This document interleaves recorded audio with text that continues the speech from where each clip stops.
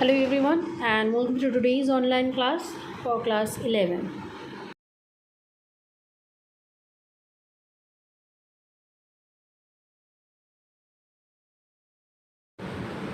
You can see four columns are there. The first column is the functional group's name.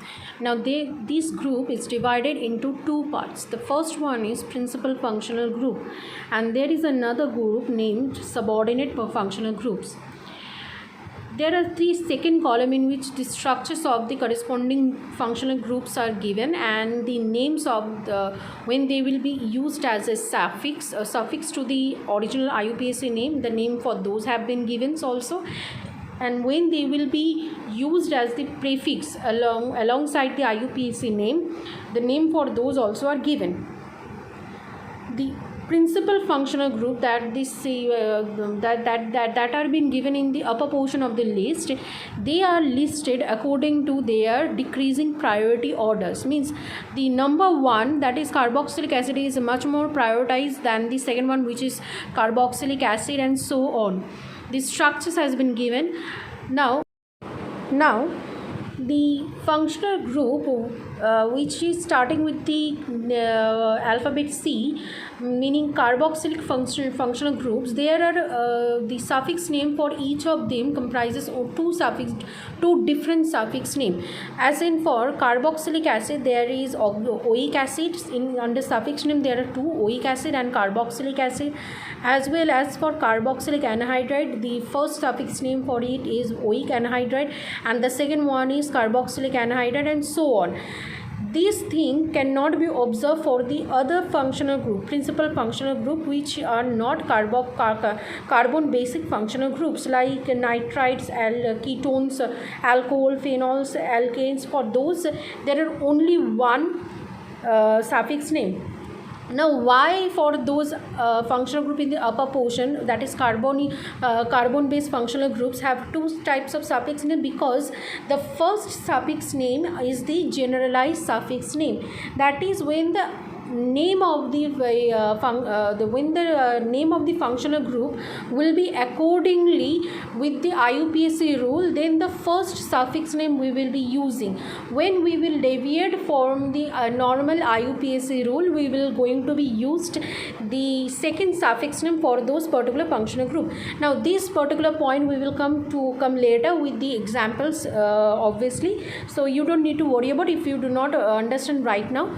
So just remember that the principal functional groups are prioritized in this list with the decreasing priority order, and the second portion where the subordinate functional groups are there is no suffix name there. Only three columns have been given because they do not represent a group which used as in the form of a suffix name, as in a group of a as a suffix group during the nomenclature for organic compounds. They only used as the prefix name when the nomenclature is done. So there is no need for them to have a priority. That's why the groups have been written in the list. They are not in their priority order because they do not have any priority order. Only the principal functional groups have the priority orders.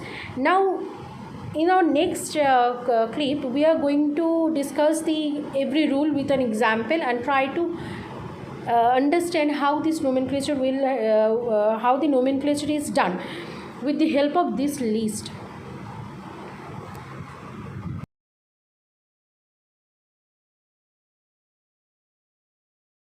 The first nomenclature that we are going to do is of this compound.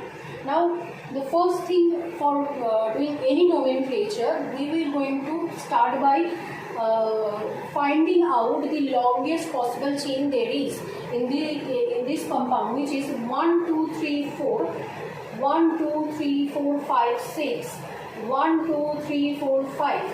So the longest chain is this group, this one.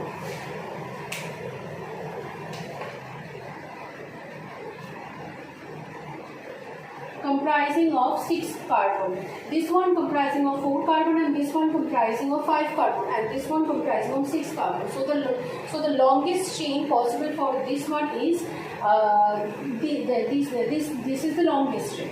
Now the second one is, this is going to be my out of the longest chain group. So this is my functional group or alkyl group. You know about this alkyl group known as the methyl group. Now to write the name of the functional group, the alkyl group, the name of the alkyl group will always going to be named before the actual name. Now what will be the actual name is the number of depend on the number of carbon. In here the number of carbon 1, 2, 3, 4, 5, 6. 6 carbon alkane. This is an alkane. So 6 carbon alkane known as hexane. Now hexane is there, but I have not written the name of this alkyl group. To write the name of alkyl group, we need to know the position at which they are situated. To know the position, we need to give number to each of this carbon of this long chain. To do this, we need to see from which side we need to start the counting, because we can start counting 1, 2, 3, 4, 5, 6. We can start counting 1, 2, 3, 4, 5, 6.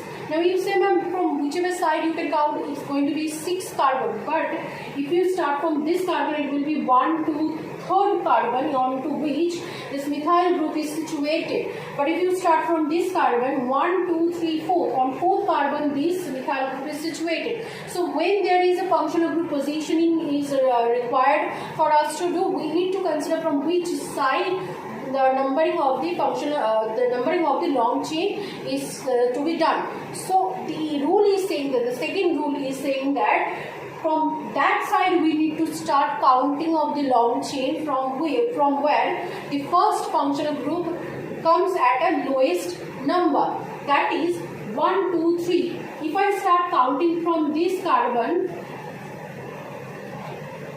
the longest chain will come at 3 position, but from this carbon it will come at 4 position. So the numbering will be start from this side, and it is onto the 3 carbon. So the name will be 3 methyl without any space between them hexane. This is the IUPAC name of this particular compound.